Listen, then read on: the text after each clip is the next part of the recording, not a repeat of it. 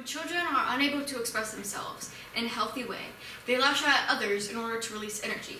This highlights how civility and self-expression go hand in hand and can therefore exist together.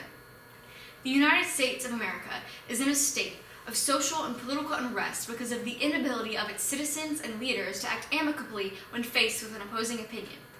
Over the past few years, America has seen an outbreak of civil unrest spread across the country like a virus. It has almost become a crime to state an opinion. When people are confronted with an opposing opinion, they lash out because they lack the knowledge and education to be able to express that opinion, which results in frustration. Although it seems impossible for people with conflicting viewpoints to discuss their matters at peace, it is possible, and the ensuing discussion can be enlightening for both sides. The only way for individuals to discuss matters peacefully is for both parties to be well educated and respectful. Not only can self-expression and civility coexist, it is essential to society for civility and self-expression to work together to keep the world spinning. Civility does not hamper self-expression. In fact, civility enhances self-expression by giving a person the chance to use powerful arguments and evidence in order to express their point. One cause of incivility between opposing sides is the lack of education. When people are forming an opinion on a controversial problem, they form an opinion based on one person's point of view.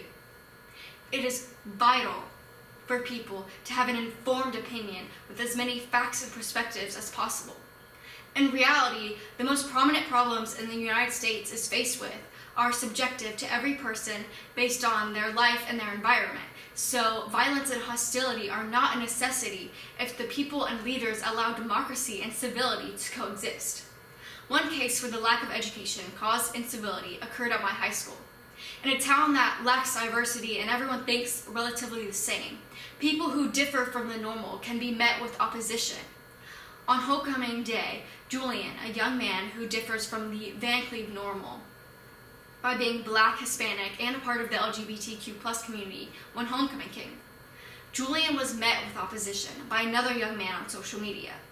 Julian was called racist and homophobic slurs because the young man disagreed with Julian winning homecoming king over his friend. This young man failed to express any real purposes for his disagreement with the chosen homecoming king, but instead lashed out with ignorance. This young man ruined his reputation and future opportunities by being uncivil. These repercussions could have been avoided if this young man was educated enough to express his opinions while not being prejudiced. The United States is currently experiencing the same issue on a mass scale. One reason why civility seems impossible in America is the lack of exposure to civility in prominent political discussions. As seen in the 2020 presidential debates, the leaders of America lack the ability to be respectful to each other.